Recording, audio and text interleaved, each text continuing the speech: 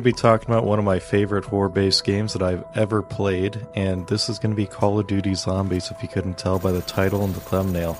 It dominated my free time as a kid, and I still play it to this day. I mean, I played it last night, to be honest with you. But how did a small off game mode that was just supposed to be a one-time thing in World of War turn into the cultural phenomenon it is today? Let's talk about it.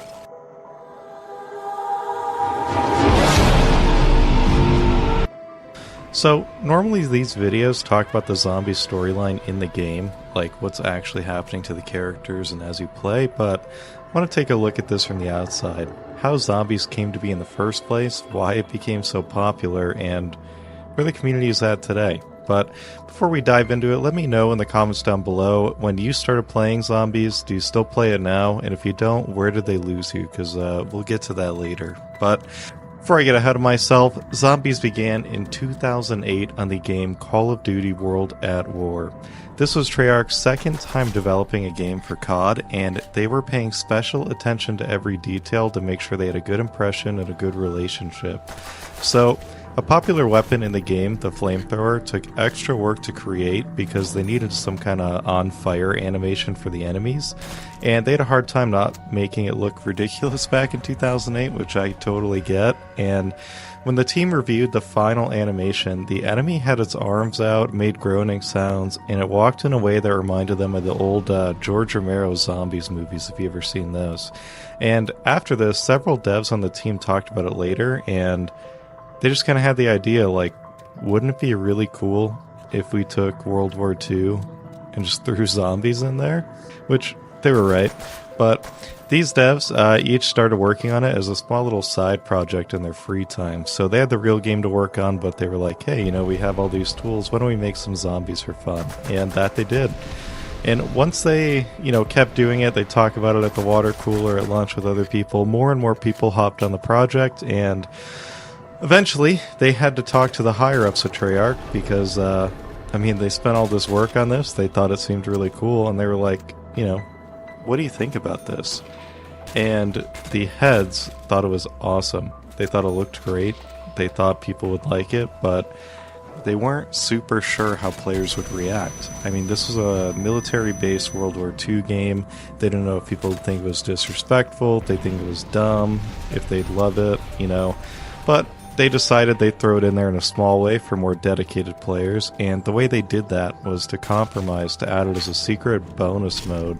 So, at the end of the campaign, in the game, the US and Russian forces are raising the flag in Berlin, and they celebrate the victory in the European theater.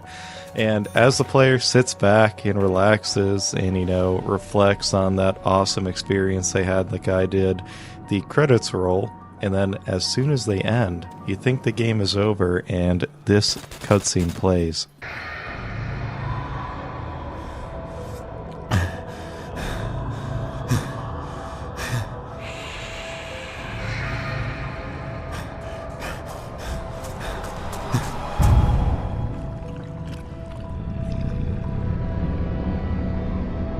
So, I want to play that cutscene because I definitely am not going to do it justice by describing it, but this dropped players into Nacht der Untoten, or Night of the Undead in English.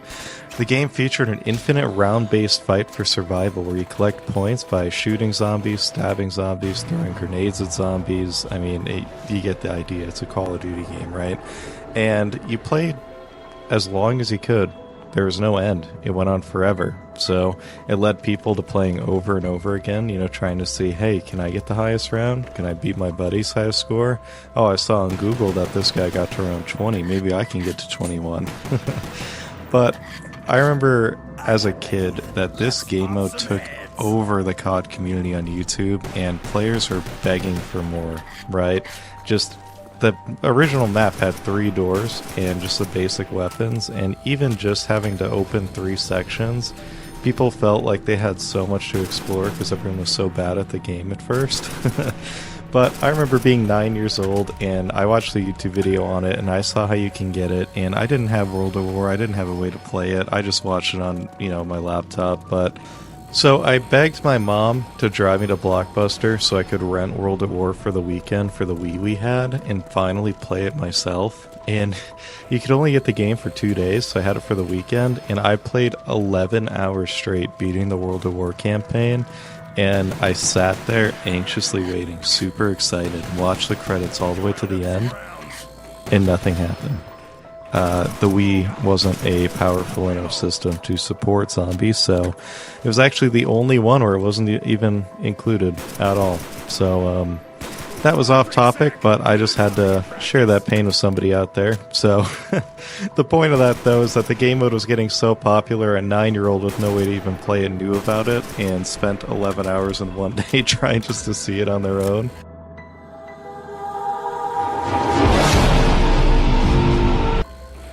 So, this unexpected popularity made Treyarch very nervous. They realized they struck gold by adding horror elements to the COD game, but they desperately did not want to screw it up with the fans. So, with each DLC that came out for World at War, the plan became to release one new map. The first being Verrucht, which was just an abandoned mental asylum, so it added power, perks that give you power-ups, and just more rooms, more to explore in the map. And then after that, they brought out Shinonuma, and they made a huge change with this one. They added the mystery box, which is a classic from the game where you get a random weapon out of it, and they added the 4 main characters, Nikolai, Dempsey, Richtofen, and Takio. And by doing this, they instituted the idea that zombies had a storyline. So it was no longer just a side game mode, it was a whole in-game story where you had to uncover the secrets and figure out what was going on. But they still try to keep it simple. And the final map in this game was Doris, a German laboratory that added Pack-a-Punch to improve your weapons and expanded the story they added in Shinonuma. But at this point, like I said, still super simple. The story followed an operative from the US, Soviets, Japanese, and Germans, the people I mentioned earlier, and they were just trying to solve where did the zombies come from, how do we contain them, and the initial story is actually really cool. So it's that the Japanese discovered meteors that landed at one of their bases, and it had an unknown element in it that they handed off to the Germans because they were allies back then. And as a play off the real Wonder Weapon engineering unit in Germany during this time, they created the Group 935 to study this new element dubbed 115, and it allowed them to make super weapons, do the Pack-a-Punch, and they also discovered, funnily enough, you can make zombies with it. So they tried a project where they turned their dead troops into a new reanimated army, and they thought it would help them win the war, but it got out of hand, and now we face the endless waves of zombies in the game mode we all know and love today.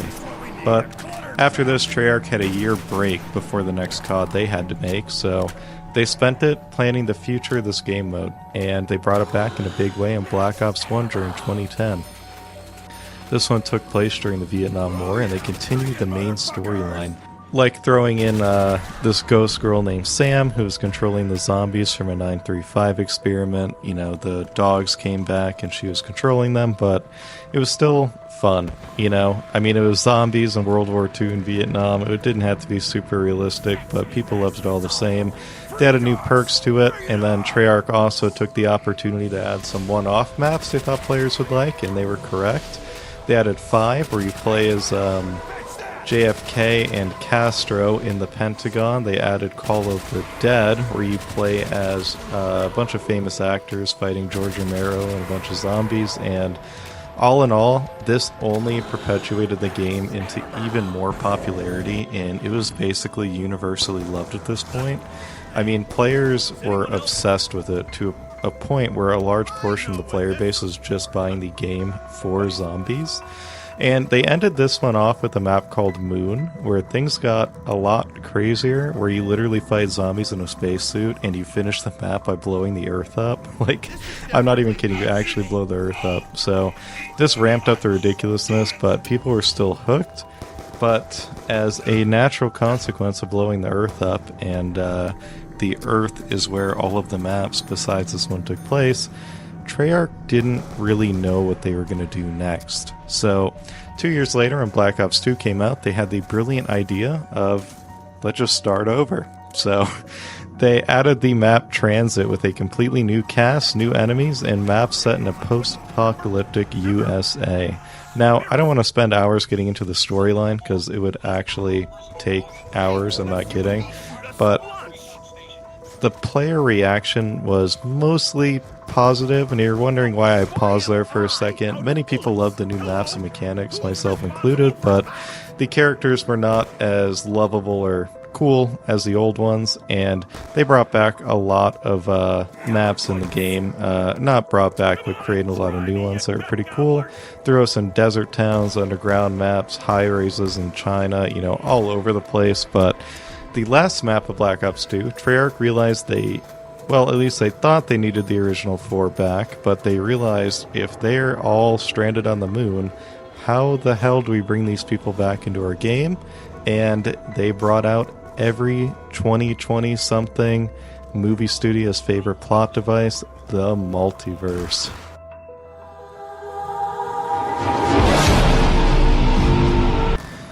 So the Multiverse idea worked on the last installment of BO2 Zombies by introducing the characters' younger selves as if they served in World War I instead of II, and they fought zombies at that time. They brought in more supernatural elements like giant robots and magic staffs that shoot out fire and lightning and all kinds of stuff, and this brought a small split in the community. Once again, Treyarch had a 2-year gap to consider the next move for Black Ops 3, and they looked at the split in the community and they decided to go all in on the Multiverse idea and just, you know, fingers crossed, hopefully it pays off. And myself and many others enjoyed the zombies maps in this game still, because it still held on to a lot of the, you know, original elements. They brought back old maps and everything, but the crossover of timelines and everything created a massive divide in the community. I mean, these maps had magic rituals, tentacle monsters, ancient cults, you know, Cthulhu stuff, and like I said, the crossover timelines, I mean, it was controlled by like a wizard puppet master tentacle guy or something in the background, and each game required complicated steps where you killed the members of the original cast in the other timeline, but you needed to do parts of this to get good weapons and even have an understanding of the lore to play the game and understand what's happening around you. And some people loved this massive Easter egg hunt, and it formed huge communities on YouTube. But a growing portion of the player base missed their simple round-based PvE zombies game, and Treyarch saw that there was this growing divide in players that they weren't really controlling well, and realized zombies was currently the biggest selling point in the Call of Duty franchise, and it was Treyarch's turn to release them instead of Infinity Ward. And after months of deliberation, they decided the plan was to go all in even more. So, spoiler alert, it didn't go well, so I'm going to group the next 4 games after this together. So 4 Call of Duty games in the following 8 years or so had the game mode, and they saw pretty terrible returns. With each game, less and less players returned to the mode. Sales were down from the zombie side, players were not interested, the YouTube communities had, you know, shrinking and shrinking numbers, and they just kept going for it. I honestly could not tell you why. It took 8 years of declining popularity to realize they should probably switch directions, but at this point we'll never know. But with the release of Call of Duty Cold War, maybe 2-3 years ago, they regained some of the player base back, right? So they reined in some of the fantasy elements and everything, and they tried to bring back the root gameplay to where you didn't have to do the super complicated Easter egg to know what was going on. You didn't have to get these super weapons, but they still towed the line. That stuff was still in the game, and it had the unintentional consequence of leaving players either wanting more or thinking there wasn't, you know, it wasn't simplistic enough, right? So you had this middle ground of something that neither side of the community really wanted, but it did help in the sense that the root player base was able to find more of a middle ground and, you know, enjoy what they wanted to enjoy in it. And next, for some reason, they decided to try and reinvent the wheel instead of going back in either direction, and they rode off the success of Warzone and released a I'm going to say, super unsuccessful mode of zombies where it was an open world environment, kind of like Warzone, where it was a large map like that and the zombies kind of roamed around. And you could still buy perks and, get points and do all of that, but yeah, all in all, not very well received by the community, and it was something I personally really wanted to like, but just did not, unfortunately. So this leads us to today. Zombies is essentially a shell of its former self popularity-wise, and it's mostly being upheld by a very large modding community in the hope that the next game will finally get it right. At this moment, we're being told that the new COD Gall 4 will bring a return of the Zombies game mode in a way the community will love and remember. Looking back on the history of the game mode, it's obvious to me that they need to return to their roots. I mean, they took a game that became popular as a side passion project for the devs, and they overcomplicated it to the point where they alienated 90% of the player base, right? And I think they understand this is a pretty big mistake, as does most of the community, and I'm hoping the direction of the last game, they realize that less is sometimes more. But on that note, when it comes to a YouTube channel, more is always more, right? It's a numbers game. So check out the description down below to get a join link for my Discord channel so we can, you can hop on live streams, get announcements and everything. Check out the merch store if you like the channel and you like the clothes. I got some in and they're really comfortable. And also, there's a link to my Patreon. If you really like the video and you want to support me in making more, I'd really appreciate it. But as always, thank you for watching.